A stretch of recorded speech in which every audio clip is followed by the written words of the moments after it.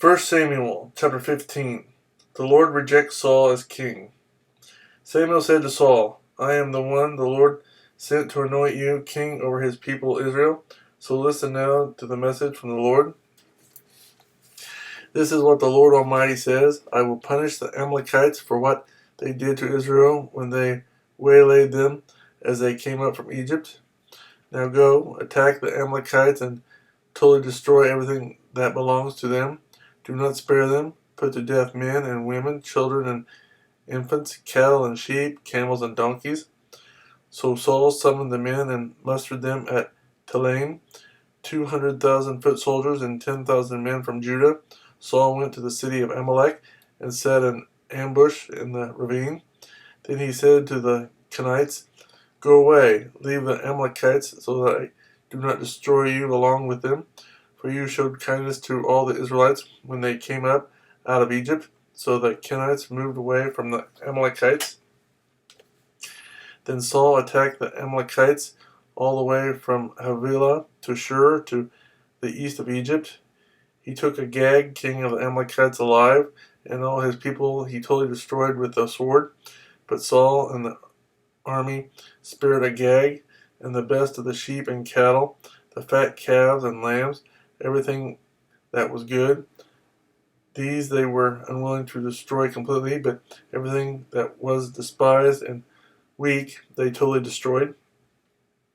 Then the word of the Lord came to Samuel. I am grieved that I have made Saul king, because he has turned away from me and has not carried out my instructions.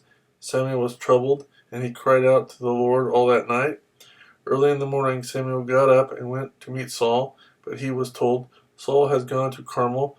There he has set up a monument in his own honor, and has turned and gone on down to Gilgal. When Samuel reached him, Saul said, The Lord bless you. I have carried out the Lord's instructions. But Samuel said, What then is this bleating of sheep in my ears? What is this lowing of cattle that I hear? Saul answered, The soldiers brought them from the Amalekites. They spared the best of the sheep and cattle to sacrifice to the Lord your God, but we totally destroyed the rest. Stop, Samuel said to Saul. Let me tell you what the Lord said to me last night. Tell me, Saul replied. Samuel said, Although you were once small in your own eyes, did you not become the head of the tribes of Israel? The Lord anointed you king over Israel, and he sent you on a mission, saying, Go and completely destroy those wicked people, the Amalekites. Make war on them until you have wiped them out. Why did you not obey the Lord? Why did you pounce on the plunder and do evil in the eyes of the Lord? But I did obey the Lord, Saul said. I went on the mission the Lord assigned me. I completely destroyed the Amalekites and brought back Agag, their king. The soldiers took sheep and cattle from the plunder, the best of what was devoted to God, in order to sacrifice them to the Lord your God at Gilgal. But Samuel replied, Does the Lord delight in burnt offerings and sacrifices as much as in obeying the voice of the Lord? To obey is better than sacrifice, and to heed is better than the fat of rams. For rebellion is like the sin of divination, and arrogance like the evil of idolatry. Because you have rejected the word of the Lord, he has rejected you as king. Then Saul said to Samuel, I have sinned. I violated the Lord's command and your instructions. I was afraid of the people, and so I gave in to them. Now I beg you, forgive my sin, and come back with me, so that I may worship the Lord. But Samuel said to him, I will not go back with you. You have rejected the word of the Lord, and the Lord has rejected you as king over Israel. As Samuel turned to leave, Saul caught hold of the hem of his robe, and it tore. Samuel said to him, The Lord has torn the kingdom of Israel from you today, and has given it to one of your neighbors, to one better than you.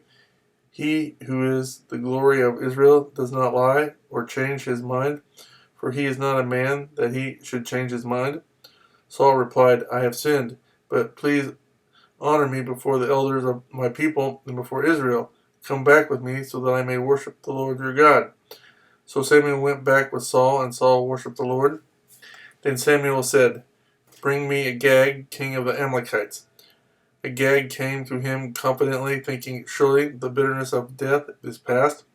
But Samuel said, As your sword has made women childless, so will your mother be childless among women. And Samuel put Agag to death before the Lord at Gilgal.